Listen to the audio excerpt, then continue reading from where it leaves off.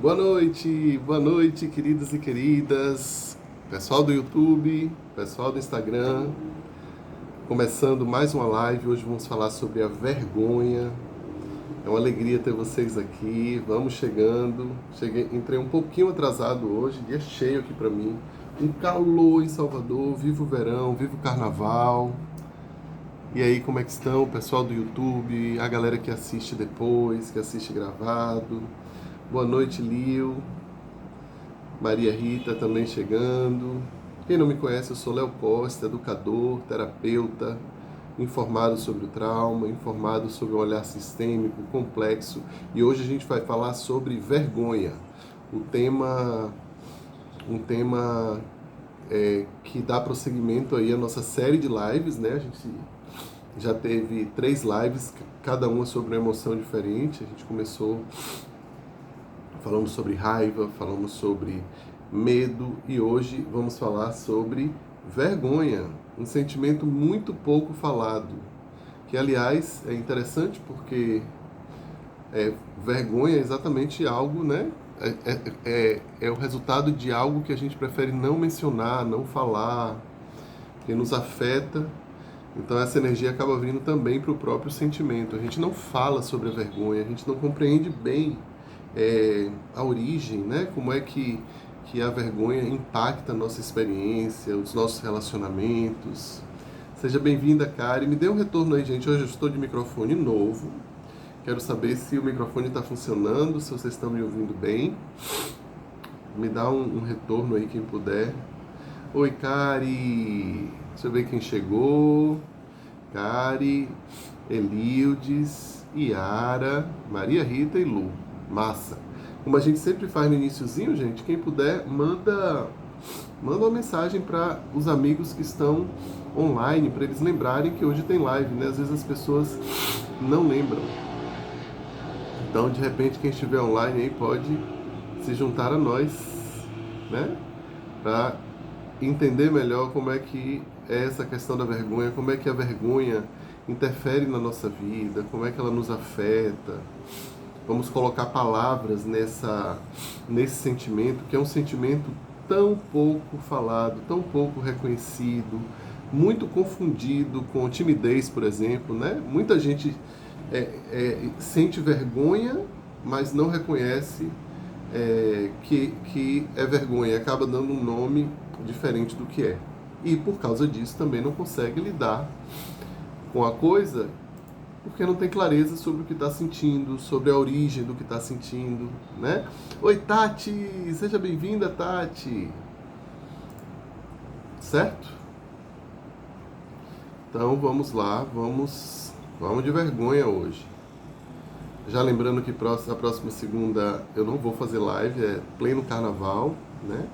E aí, na outra segunda depois do carnaval, a gente volta com tudo, com outro sentimento, e é sempre lá no grupo Sinto Logo Existo, onde a gente faz o nosso bate-papo sobre o tema da semana, né? A gente escolhe juntos através de uma enquete e a massa, Tati, que massa!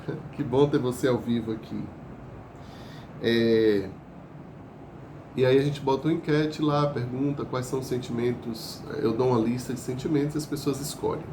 Quem quiser participar desse grupo, é só falar comigo que eu já incluo você também, tá bom? Então vamos lá. A primeira coisa, eu sempre digo sobre todos os sentimentos que a gente traz para cá, é que a vergonha, como a raiva, como o medo, como a tristeza, como qualquer outra emoção, não tem certo e errado, né? Não existe como você dizer para uma pessoa assim, não sinta vergonha disso.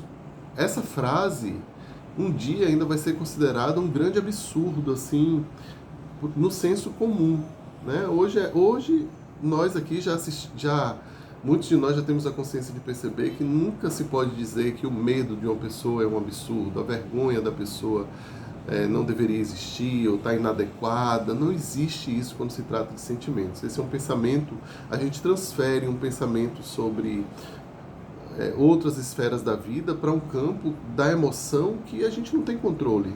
Não tem como você julgar uma pessoa pelo que ela está sentindo, né? E com a vergonha não é diferente. E todos os sentimentos ele tem seu lado, você pode chamar de lado luz e lado sombra, né? Se a raiva, por exemplo, a gente viu, ela nos protege da limite, ela também pode, quando suprimida, nos causar uma sensação de impotência, pode nos levar a ser violentos, né? O medo, se por um lado ele nos protege, por outro ele nos paralisa, quando ele também não é bem regulado. E a vergonha também vai ter esses dois lados, né? A vergonha é um sentimento que originalmente serve para garantir que que nós encontremos uma adequação ao grupo ao qual a gente pertence. Então, por que você não faz xixi ou suas necessidades na praça de alimentação do shopping? No meio lá, tira a roupa e faz como um cachorro faria, né? Porque a gente se envergonha, né, com esse ato. Estou dando aqui um exemplo extremo, mas a gente pode pensar que muitas das coisas que nós fazemos ou deixamos de fazer na nossa cultura está relacionado a esse senso de pertencimento que eu posso vir a perder caso eu faça determinadas coisas. As pessoas vão apontar para mim. Então a vergonha, quando ela é saudável, não quero que vocês entendam, quando ela é saudável, ela não poda você. Quando ela é saudável, ela dá a você parâmetros para que você não saia de uma certa regra social que precisa existir para que você, por exemplo, não ataque as pessoas, né? Então hoje eu vejo, por exemplo, nas redes sociais, pessoas que dizem coisas que eu pergunto assim, meu Deus, para onde foi a vergonha dessa pessoa? Ela não sente vergonha de dizer isso, não? Ela não sente vergonha de estar passando vergonha diante de nós, né? Aí você fica entendendo o quanto a vergonha é importante para nos deixar num lugar com contorno, com limite, certo? Agora, o outro tipo de vergonha, que é a vergonha tóxica, essa vai podar você, né? Ela vai criar desculpas relacionadas a uma moralidade, a uma ética meio suspeita. Ela vai impedir você de ser quem você é. Então a vergonha tóxica, ela faz a gente acreditar que a gente é inadequado. A vergonha saudável, ela nos ajuda a organizar a nossa vida em sociedade para que a gente possa se relacionar bem com as pessoas e respeitar os outros, respeitar o limite das outras pessoas. Se você perde essa vergonha saudável, você invade o lugar do outro, né? Você invade esse espaço. Então, o que vai educando uma criança é a medida correta aí que o cuidador tem que ter no momento de envergonhar essa criança. E a gente vai falar sobre isso.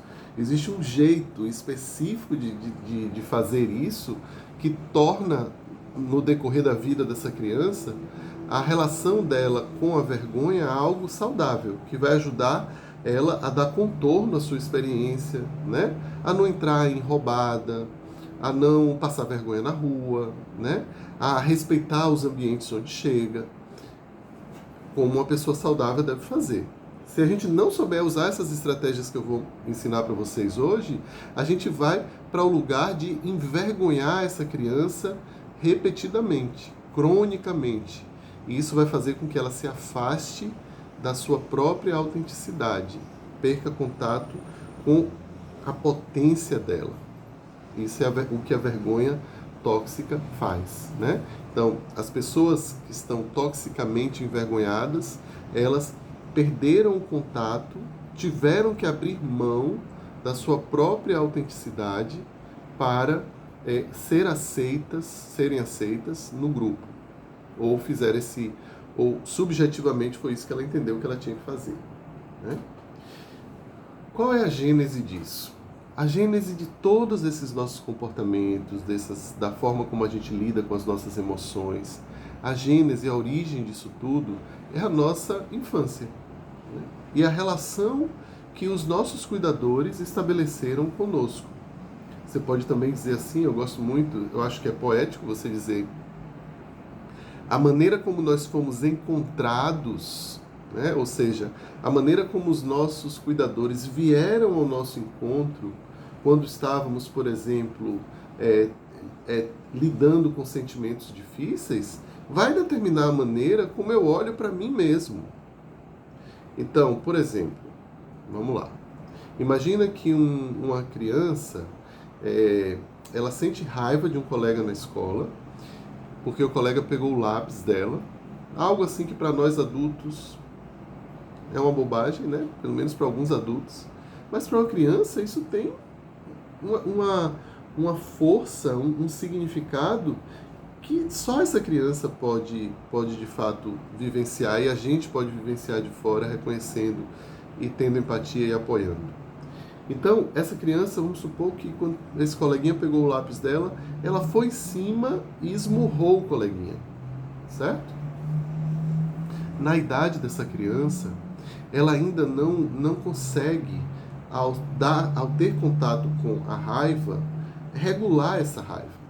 Se isso acontece com nós adultos, se nós somos adultos bem regulados, você vai sentir raiva, mas você não vai bater na cara da pessoa, né? Você vai respirar, você vai aguardar, você pode até falar alguma coisa, pode se arrepender depois, mas a chance de você ir lá e esmurrar ela é grande apenas se você é uma pessoa completamente desregulada, né? Se você está aí com questões emocionais que você precisa cuidar.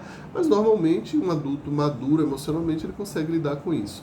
A criança, ela não consegue, certo?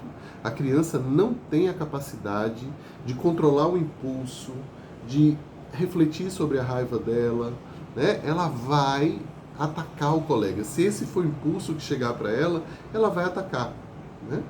Então, nessa hora, precisamos da intervenção de um adulto que vai ajudar essa criança regulando esse estado desregulado, emocional desregulado, em que ela se encontra. Esse adulto, ele vai servir como o cérebro da criança. Ele vai poder pensar de forma clara, ele vai poder auxiliar essa criança a viver aquele momento emocionalmente desafiador. Beleza? Esse é o papel do cuidador. Só que o cuidador ele precisa ter duas coisas desenvolvidas. A primeira delas é o cuidador precisa saber se regular. Ele precisa respirar antes de fazer a intervenção com a criança. E a segunda coisa, ele precisa ter a empatia de compreender que aquela criança ela é um ser em desenvolvimento e que ela não tem habilidade de controlar, né? Eu posso dizer, Dé, que aí... olha, na medida que a gente vai envelhecendo, essa capacidade vai aumentando um pouquinho. Então imagine que são crianças... Esse exemplo aqui é uma criança que já está em idade escolar, ela já está indo para a escola, já tem contato com os colegas e tem pouca capacidade de controlar impulso. A gente pode dizer que até... a gente fecha essa capacidade de controlar impulso aos 25 anos. Gente, para quem me viu mudar, meio que ir para outro lugar, eu estou respondendo já uma pergunta aqui que é importante. Então, até os 25 anos de idade, o nosso cérebro está aprendendo a controlar impulso. Então, eu imagino aqui essa criança, é uma criança de 3, 4, 5, 7, 10, né? É irrelevante nesse sentido, né? Mas quando eu dei o exemplo, eu imaginei uma criancinha de 4, 5 anos. Então ela parte para cima do colega, então ela tem que ter um adulto que primeiro esteja regulado e segundo, consiga ir ao encontro dessa... Não é ir de encontro. De encontro é quando eu vou contra. Eu vou ao encontro. Eu reconheço que ali existe uma raiva. Eu reconheço que para essa criança controlar essa raiva, ou regular essa raiva, é um grande desafio. E eu reconheço que eu, como adulto, não estou... A minha tarefa aqui não é suprimir essa raiva, é direcionar, é organizar, é dar fronteira, limite, ajudar essa criança a lidar com essa raiva, para que essa raiva ela não se transforme em violência. Pronto. Isso tudo, olha como a gente aqui traz a coisa bem embasada para falar da vergonha. Então, vamos pensar no exemplo vamos pensar do oposto que eu dei agora, né? Eu falei aqui de um cuidador suficientemente bom, ele tem essas características, mas o cuidador que não é bom o suficiente, ele não vai ter essa característica de empatia, certamente vai estar desregulado, não compreende nada sobre o universo emocional da criança, ou entende muito pouco, não vai conseguir entrar em contato com o que aquela criança está sentindo, mesmo muitas vezes porque esses cuidadores não tiveram isso dos seus próprios pais lá atrás, certo? Então, esse primeiro, o cuidador que não é suficientemente bom, a chance dele envergonhar a criança, e se ele fizer isso repetidas vezes, isso vai aumentar cada vez mais de toxicidade para essa criança, vai se instalar ali algo que vai mexer até com a identidade dessa criança por causa dessa vergonha tóxica, as chances são muito grandes porque ele não vai ter essas habilidades. Então, como é que seria mais ou menos na prática isso? A criança sente raiva, bateu no coleguinha e esse professor, esse cuidador, esse pai, essa mãe, né, esse adulto que está ali responsável pela criança, ele vai dizer assim: você é uma criança muito feia por ter feito isso. Você é muito agressiva. Quanta violência vindo de você. O que você fez foi... Não o que você fez, mas você fez errado. A culpa é sua. Você precisa fazer tal coisa. Então, esse cuidador, a solução para ele da situação passa pelo rótulo que ele imprime naquela criança. Ele diz que o problema é a criança. A criança está errada. A criança é violenta. A criança está com a raiva descontrolada. A criança sente muito ódio. Então você coloca a perspectiva daquilo que aconteceu, que não é legal bater no coleguinha, deixando isso claro de antemão. A gente vai ter que encontrar uma maneira de equilibrar que não pode bater no coleguinha com você não é uma pessoa péssima porque você fez isso. O primeiro cuidador vai deixar claro para a criança que ela é uma pessoa péssima, não o que ela fez. O cuidador saudável, o cuidador que é suficientemente bom, ele olha para a criança e diz: isso que você fez não foi legal. Isso que você fez machucou o seu colega. Né? Bater no colega não é uma coisa legal. A gente não vai aceitar isso aqui. E eu vejo o quanto você sente essa raiva. Sentir essa raiva é possível. E eu posso ficar com você aqui enquanto você estiver sentindo ela. Como é que ela aparece no seu corpo? Nas suas mãozinhas que estão fechadas, no dente. Isso. Você pode chorar enquanto você sente a sua raiva. Eu fico aqui do seu lado. Eu não vou deixar você bater no seu colega. Porque bater no coleguinha machuca ele e não é bom. Em nenhum momento eu estou dizendo que essa criança é má porque ela bateu no colega. Ou que ela é mal educada porque ela fez xixi nas calças. Ou que ela é medrosa porque ela fugiu da barata. Né? Ou que ela é, sei lá, baixo astral porque ela ficou triste, ou ela fica triste toda vez que, sei lá, algo acontece. A vergonha, ela centra na identidade do indivíduo. A vergonha tóxica. Ela vai, inclusive, aos poucos, tirando esse indivíduo, afastando ele cada vez mais de quem ele é. A gente tem falado aqui nas lives sobre as emoções que o que eu sou é muito representado pela forma como eu sinto. O sentimento, numa ordem hierárquica, ele está em primeiro lugar. Ele vai determinar o que eu penso, ele vai determinar o que eu faço, ele vai determinar se eu sou ou não uma pessoa viciada. Ele vai determinar se eu sou ou não uma pessoa capaz de oferecer um vínculo seguro. O sentimento, ele é a base, é a fundação. Quando nós nascemos, nós somos só sentimento. Todas as estruturas que vieram depois, mentais, cognitivas, e o escambau A4 aí que nós somos hoje, o que quer que tenha acontecido, redes interpessoais, redes neurais, tudo isso se constitui numa plataforma que é de sensação e movimento. Quando a gente nasce, a gente não tem ainda cognição, mas a gente sente. E uma criança que está em desenvolvimento e ouve constantemente dos seus cuidadores que ela não presta, que ela não tem valor, que ela é feia, ou que ela é medrosa demais, ou que ela é tímida demais, ou que ela é isso demais, e nada do que ela faz, ou muito do que ela faz, não recebe elogio, não recebe reconhecimento, ou recebe reconhecimento dizendo você é maravilhosa o tempo todo, você é linda, você é perfeita, você é a melhor aluna da sala, você é a melhor, sei lá, jogadora de boxe, você é a melhor filha do mundo. Isso também não é legal, né? Você está indo para um outro lugar. Você está envergonhando a pessoa se ela for menos do que isso em algum momento. Porque estamos atrelando a identidade daquela pessoa ao que ela faz. E eu posso errar e continuar sendo uma pessoa boa. Eu posso sentir medo e continuar sendo uma pessoa corajosa. Eu posso falar pouco e continuar sendo uma pessoa que se expressa quando é necessário se expressar. Que fala a sua opinião. Percebem? Então, vergonha saudável, eu vou ajudando a criança a perceber que o que ela fez não é legal e que da próxima vez ela pode fazer diferente. E que isso não interfere em quem ela é. Vergonha tóxica, eu associo o que a pessoa fez ao que ela é. E isso pode ser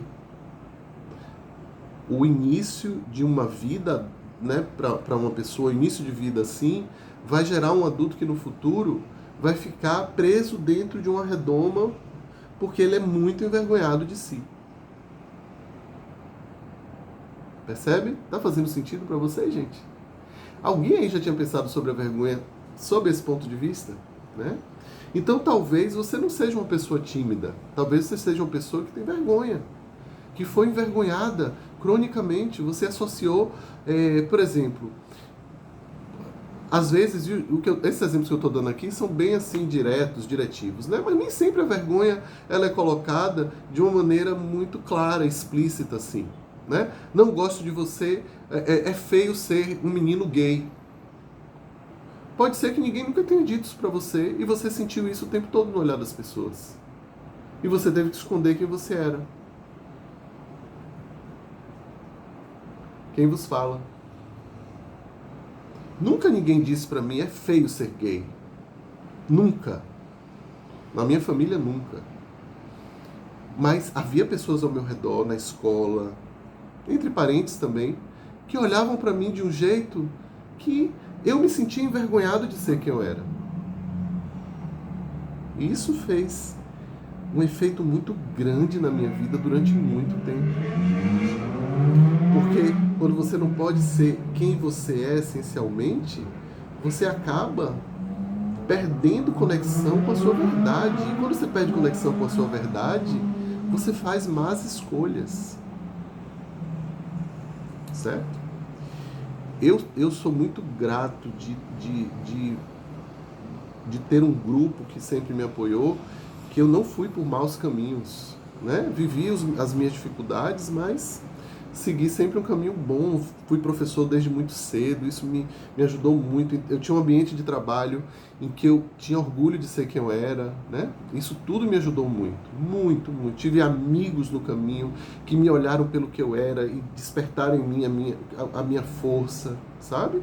E hoje eu estou aqui com vocês falando sobre isso, falando sobre vergonha, ajudando pessoas, sendo terapeuta, a partir da minha experiência, do sucesso que eu tive na lida com esse sentimento tão difícil de sentir ainda para muitas pessoas, né?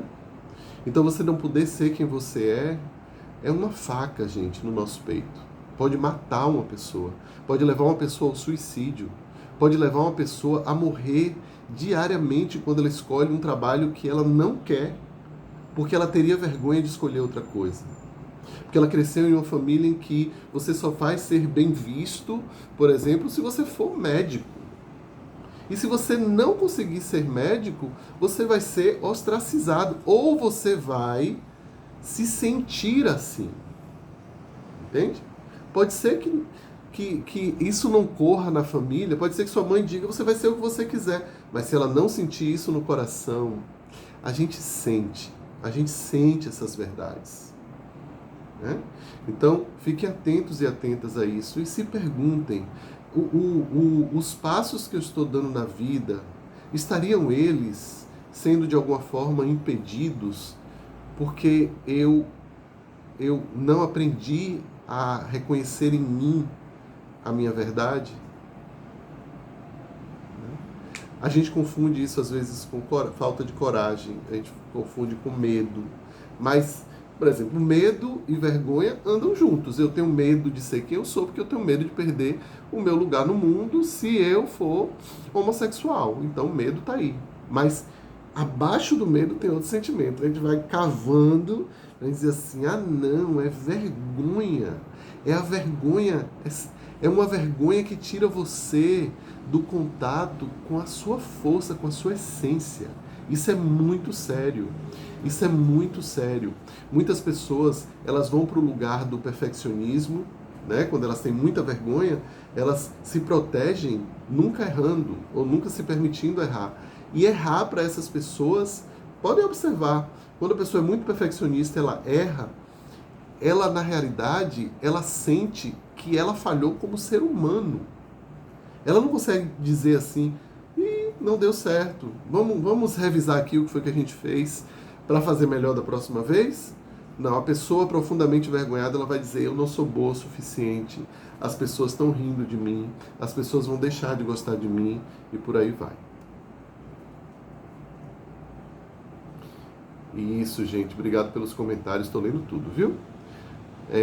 Miriam diz aqui, tive uma infância muito disfuncional e percebo marcas em minha vida adulta. É muito difícil lidar e ressignificar tudo isso.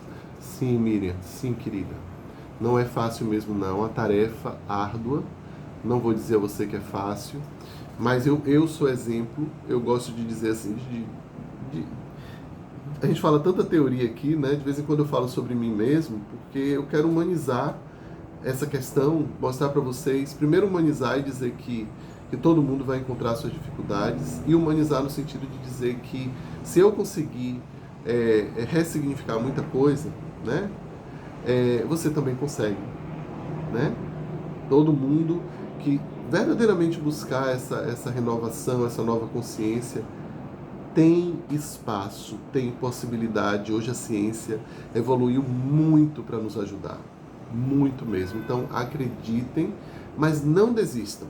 Procurem bons terapeutas que vão para o seu corpo, no sentido de você investigar o que você sentiu, né? Não apenas ficar falando. O falar é super importante, mas não é suficiente. E falando em corpo, eu sempre tenho perguntado, né, nessas lives que a gente tá, se você não está acompanhando, procure aí na timeline, porque e lá no YouTube também, que a gente está sempre, toda semana a gente publica, né, a live no YouTube e aqui essa live fica gravada. Tá bom? Daqui a pouco, Yara, eu leio a sua pergunta. Então eu quero falar um pouquinho para vocês, eu sempre faço essa pergunta. Como é que fica o corpo quando a gente sente vergonha? Já pararam para observar o que acontece? Né?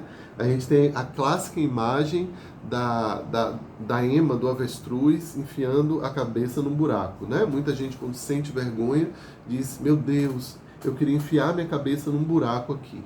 Né? Então, a vergonha, essa vergonha típica do dia a dia, porque, olha, agradeça de sentir vergonha. Eu falei no início da live, não estava todo mundo aqui, no início da live eu disse que a vergonha eu acho que é um sentimento que precisa voltar para algumas pessoas, porque o que a gente está vendo hoje, principalmente em rede social, são coisas assim que eu digo assim, meu Deus, se essa pessoa tivesse um pouco mais de vergonha, ela com certeza não diria isso, não faria isso. Incapacitada de sentir vergonha. Quando a gente deixa de sentir vergonha, a gente passa muita vergonha. Né? A gente só não está sentindo que ela está lá. Então, como é que é a vergonha no corpo? Né? Temos a imagem do avestruz enfiando a cabeça no buraco, mas a nossa fisiologia, o funcionamento do nosso corpo, ele faz assim. Então, ele vai se fechar, né? Ele vai se fechar e vai tentar ficar o menor possível. Os batimentos cardíacos vão tender a diminuir. Essa é um sentimento de característica, na teoria polivagal a gente diz de característica dorsal. A gente se fecha, né? Então, eu quero deixar de existir, eu quero não ser visto por ninguém, né? Essa é a sensação da vergonha. Isso é bom ou ruim, Léo? Isso é ótimo, é o seu corpo respondendo e garantindo que numa situação mesmo de vergonha, quanto menos você for visto, mais protegido você vai estar, né? E você também vai se colocar no posicionamento diante do grupo de que você sentiu aquilo e que a vergonha é uma prova de que você respeita o grupo e respeita as pessoas, né? Se eu não me engano, cavalos eles fazem isso, eles se juntam em grupos quando no bando, né, na natureza, algum deles faz uma coisa, os menores fazem as traquinagens, como a gente chama, né? O que é que vai acontecer? Parece, me corrijam, viu, gente? Bem, se não for verdade, é pelo menos uma história interessante dar uma imagem para vocês. Os cavalos fazem um círculo ao redor desse cavalinho aí que ainda precisa entrar nos eixos, né? E envergonha eles. Então eles envergonham para que o cavalinho ele registre no corpo a sensação desagradável de sentir vergonha. E registrando no corpo, instintivamente ele não vai repetir isso, porque é muito desagradável o processo todo. Ok? Então a gente faz isso com os nossos mamíferos também, nossos filhos humanos, nossos filhos animais. Eu tenho uma cadela, mocinha, tá aqui deitada. Uma vez a gente recebeu a visita de uma amiguinha dela, uma cadelinha também, que ela conheceu quando era bebê. Uma fêmea também, então elas se dão muito bem, sempre se deram muito bem. Mas da primeira vez que essa cadela dormiu lá na minha casa, com a minha amiga, elas brincaram a noite toda, a gente assistindo um filme, elas brincando, tudo bem. Aí quando deu 11 horas da noite, a hora de eu dormir, minha cachorrinha, minha cadela, levantou, foi no meio da sala e fez o maior xixi que eu já vi ela fazer, né? Ela nunca faz xixi dentro de casa. Foi que eu senti? Raiva. Claro que você sente raiva nessa hora. Gritei com ela? Não. Mas eu fiz ela saber, não grito com ela. Só se ela estiver atravessando a rua. Aí vocês vão ver gritar bastante. Mas em situações assim, eu cheguei para ela e disse assim, que coisa feia. Tá errado o que você fez. Aí fiz aquele gesto assim que ela viu que ela estava errada, não gostou. Ela se encolheu toda e foi pro sofá e ficou com a cabeça escondida, como quem diz, eu fiz uma coisa errada, que vergonha que eu estou sentindo. Imediatamente meu coração mole de papai queria dizer, tá tudo bem, meu amor, mas não fiz isso. Não fiz isso e sustentei em mim o desconforto de vê-la tendo aquele desconforto, né? Isso aí é uma coisa importante para os cuidadores, né? A gente tem que aprender a sustentar desconforto, porque senão a gente não consegue dar limite, não consegue educar. Vejo que com ela não precisei gritar, não precisei bater, precisei apenas fazer o meu trabalho de sustentar, vê-la envergonhada. Dá uma peninha, né? Mas eu fui, tomei meu banho para dormir, dei ali uns 15, 20 minutos. E aí, gente, eu pensei comigo assim, acho que já deu, né? Ela já sentiu aí um desconforto como consequência do que ela fez. Não é uma punição, é eu deixando que ela sinta o desconforto natural de ter infringido a regra muito importante na casa, para o pertencimento dela. Então ela ficou ali os 20 minutos curtindo o desconforto da vergonha dela e eu, no meu banho, curtindo o desconforto de, como cuidador, precisar me sustentar ali para que ela pudesse ir aprendendo no corpo, sensorialmente, somaticamente, que não é legal fazer xixi na casa, né? A sensação corporal de vergonha não é agradável para ninguém. Terminou o banho, eu vim com a minha vozinha de dengo e cheguei para ela, tá tudo bem agora, meu amor, venha, vamos dormir, pronto. Aí começou a balançar o rabo, acabou o processo. Começou, teve a ativação, deixei a ativação ficar lá, ela sustentar a vergonha e depois de um certo tempo fui lá e ajudei ela, né, a a fazermos o nosso reparo, né? Então houve uma ruptura necessária e houve o reparo dentro de um tempo necessário para que ela tivesse a aprendizagem corporal necessária.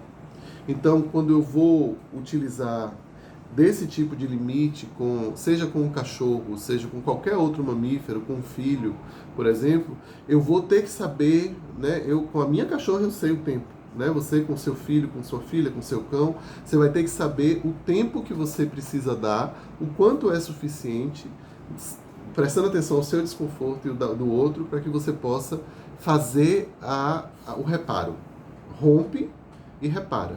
Nessa dança, você vai aprendendo a se afastar daquilo que causa vergonha, porque não é nada legal de sentir, e ao mesmo tempo, olha que lindo, isso não tem nada a ver com quem eu sou. Eu só fiz uma coisa inadequada. Isso não tira de mim a minha dignidade, a minha honra, a minha potência, a minha autenticidade. Muito pelo contrário.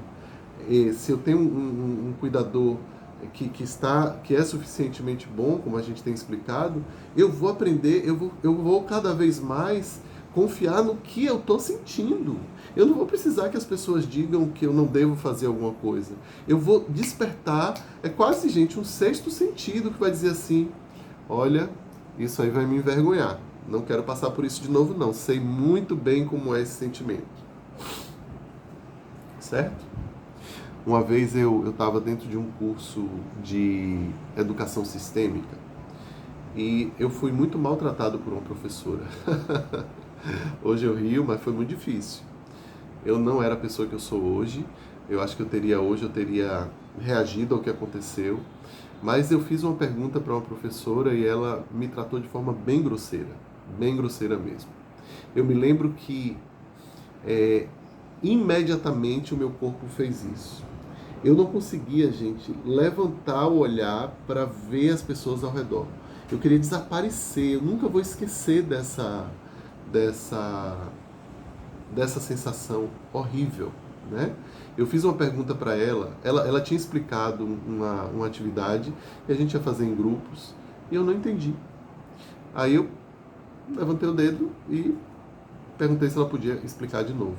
Ela olhou para mim e falou assim: você não entendeu isso? Porque isso tem a ver com a sua história. E agora eu entendo por que isso foi muito chocante para mim.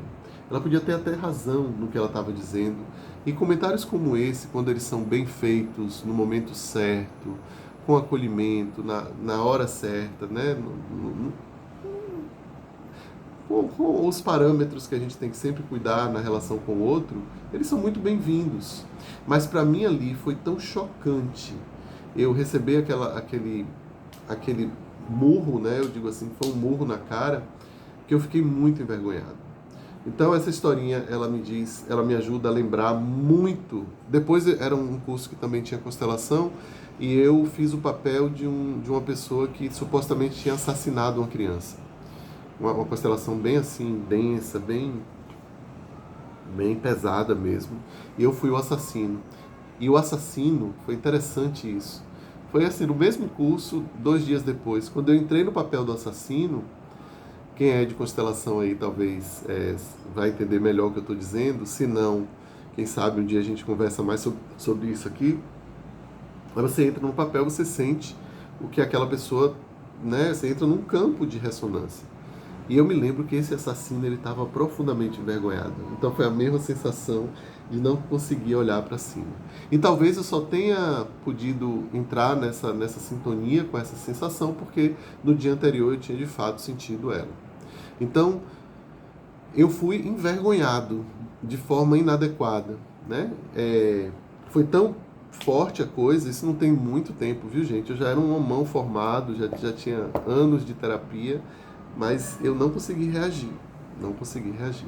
E depois eu senti muita raiva da professora, minha criança se sentiu muito abalada, eu fui trabalhando e hoje eu já consigo falar sobre isso de uma forma bem tranquila, e isso foi para mim uma grande experiência, né, para realçar, porque eu sou professor, né, eu vivo esse tipo de experiência com os meus alunos do lado do professor, né, sendo o professor o tempo todo, de nunca deixar, pelo menos dentro do meu conhecimento, da minha consciência, nunca deixar que um aluno fique envergonhado diante de mim, pelo menos não comigo provocando isso. E se algum aluno sentir vergonha, eu possa estar do lado dele, garantindo que talvez o que ele fez não foi legal, mas que isso não diz muito sobre quem ele é. Ficar nesse lugar e poder ocupar esse lugar, hoje eu sinto que é mais possível, graças a eventos difíceis como esse. Né? E aí vocês têm perguntas? Eu acho que aqui tem uma pessoinha, uma amiguinha que quer... Yara diz aqui: Léo, eu estou passando por uma situação bem complicada com meu filho. Ele foi preso e não quer receber visita por vergonha do que fez. O que posso fazer para apoiar ele nesse momento? Bem, se seu filho foi preso, eu acredito que ele já é um adulto, né? Então isso seria já uma coisa super importante da gente pensar juntos aqui.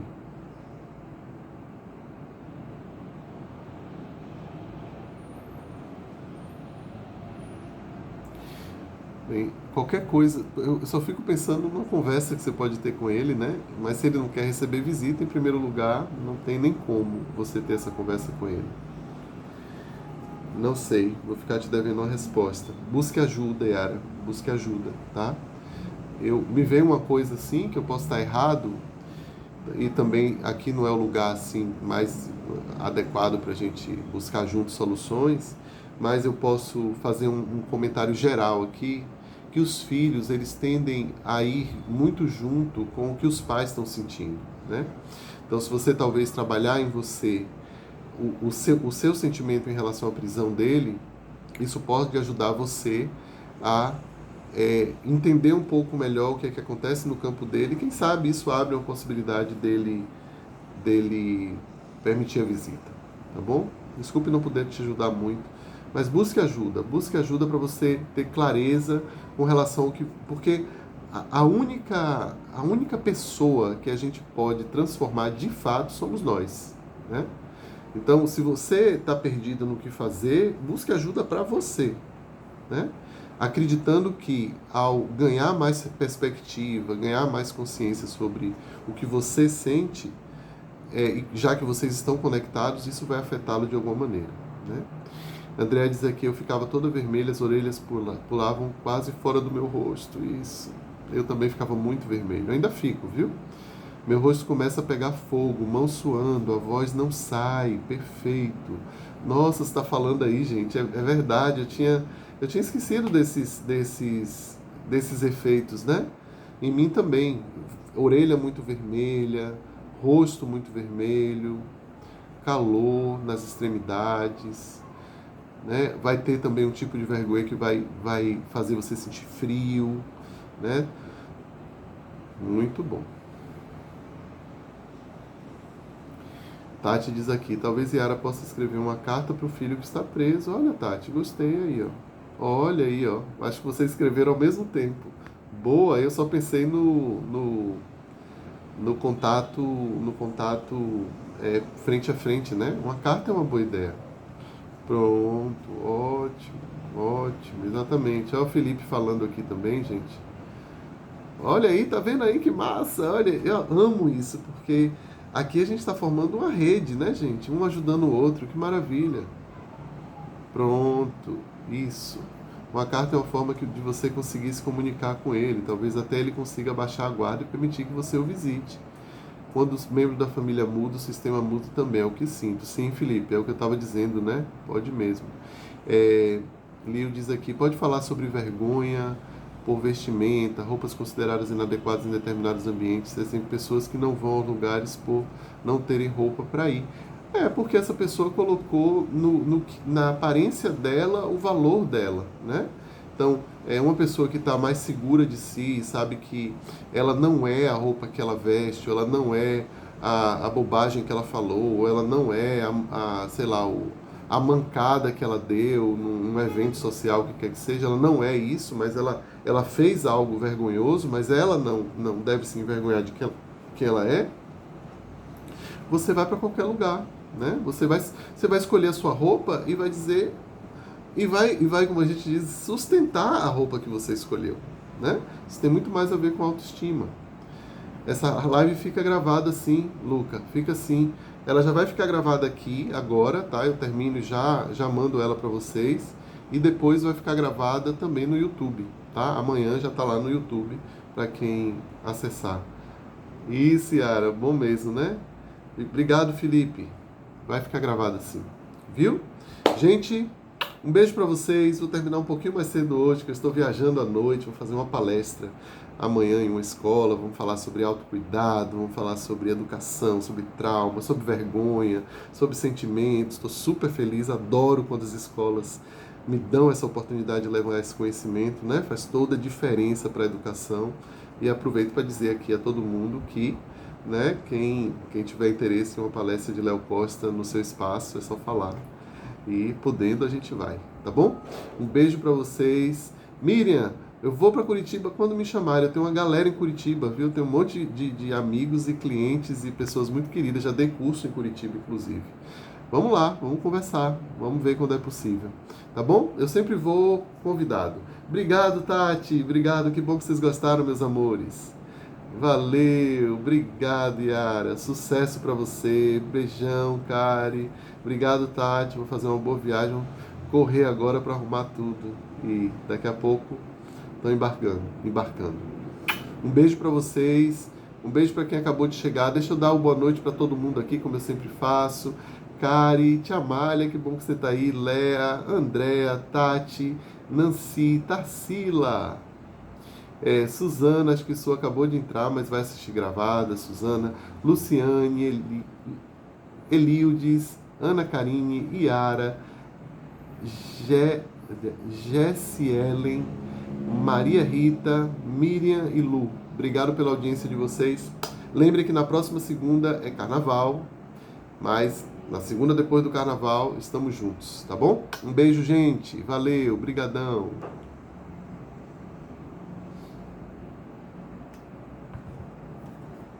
Valeu, pessoal do YouTube. Beijão.